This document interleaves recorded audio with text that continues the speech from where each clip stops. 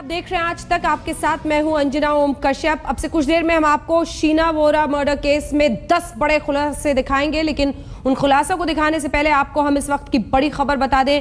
एक बार फिर पाकिस्तान से आया जिंदा आतंकी पकड़ा गया है। सेना ने राफियाबाद एनकाउंटर के दौरान एक पाकिस्तान से आया जिंदा आतंकी पकड़ा है। 22 दिन के अंतराल में दूसरा आतंकी है ये पाकिस्तान का जो जिंदा पकड़ा गया है। यानी इससे कई बातों की साफ तौर पर तस्दीक होती है। एक तो पाकिस्तान से आ रहे आतंकियों की घुसपैठ का ये सिलसिला बदस्तूर जारी है। इसी कड़ी में अब पाकिस्तान से आए हुए दूसरे आतंकी को पकड़ने में सेना की कामयाबी, और जाहिर तौर पर इससे कई सारे खुलासे एक बार फिर से होंगे। अशरफ वानी हमारे सहयोगी हमारे साथ जुड़ रहे हैं। अशरफ, किन हालात में ये आतंकी पकड़ा गया है? अकेला था?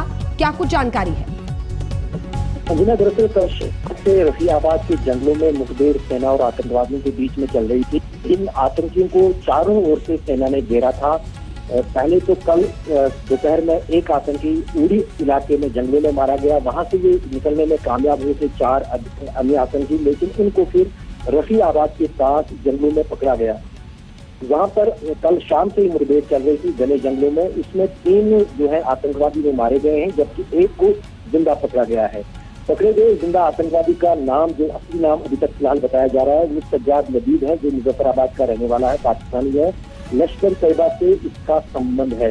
लेकिन जिस अंदाज से अभी फिलहाल इस आतंकी को जंगल से नीचे लाया जा रहा है, पुलिस थाने रफियाबाद जंगलों की पुलिस थाना है जहां पर इसको लाया जाएगा फिलहाल में, लेकिन अभी तक वहां वो पुलिस थाने तक नहीं पहुंचा है। इसको फिलहाल लाया जा रहा है वहां, और उसके बाद से पूछताछ होगी। पहले पुलिस की पूछताछ होगी, फिर सेना की पूछताछ होगी।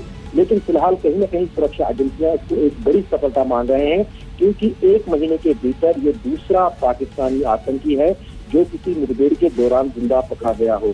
काफी महत्वपूर्ण होता है सेना और सुरक्षा बलों के लिए किसी भी पाकिस्तानी आतंकी को जिंदा पकड़ना, क्योंकि वो काफी सारे खुलासे करते हैं फिर आगे पकड़ने के बाद, कहाँ से आए, कितने लोग थे, कहाँ कहाँ उनका नेटवर्क है, और कहीं न कहीं उसी कड़ी से जोड़कर जम्मू कश्मीर पुलिस और सेना इसको देख रही है।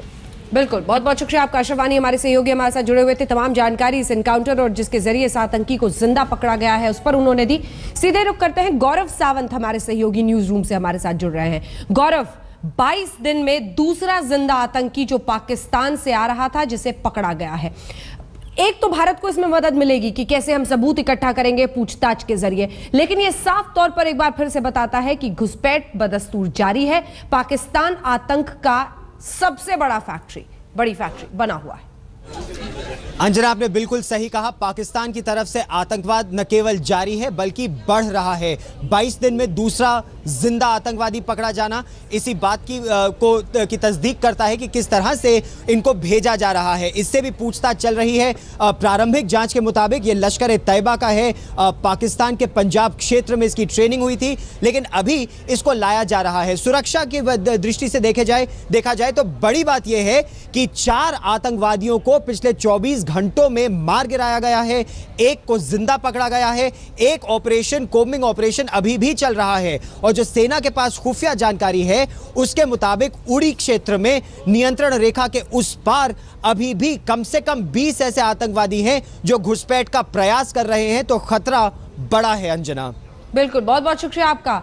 गौरव सावंत हमारे सहयोगी दे रहे थे जानकारी। तस्वीरें हम आपको दिखा रहे हैं कैसे पहले नवेद को पकड़ा गया, उसके जरिए बहुत सारी जानकारियां मिली। और आपको यह भी बता दें कि जिन डॉजियर के साथ एनएसए लेवल पर बातचीत होनी थी उसमें भी नावेद के बारे में तमाम जानकारियां दी गई। एक एक सबूत रखा गया, क्या कुछ उसके पास से बरामद किया गया था वो सब पाकिस्तान की नाक के नीचे रख दिया गया, जिसके बाद वो बिदक गया था आतंकवाद पर बातचीत करने से।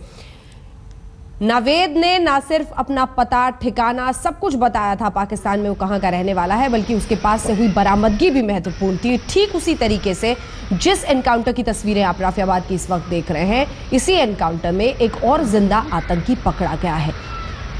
एक तो साफ तौर पर पहली बात यह कि पाकिस्तान से आतंकियों के आने का सिलसिला जारी है, बल्कि ये देखिए सज्जाद नाम है इसका, इसकी उम्र 22 साल है। इससे आप अंदाजा लगा सकते हैं कि एक बार फिर से कैसे कम उम्र के लोगों को आतंक की ट्रेनिंग देकर सरहद पार भेजा जा रहा है हिंदुस्तान में आतंकवादी घटनाओं को अंजाम देने के लिए।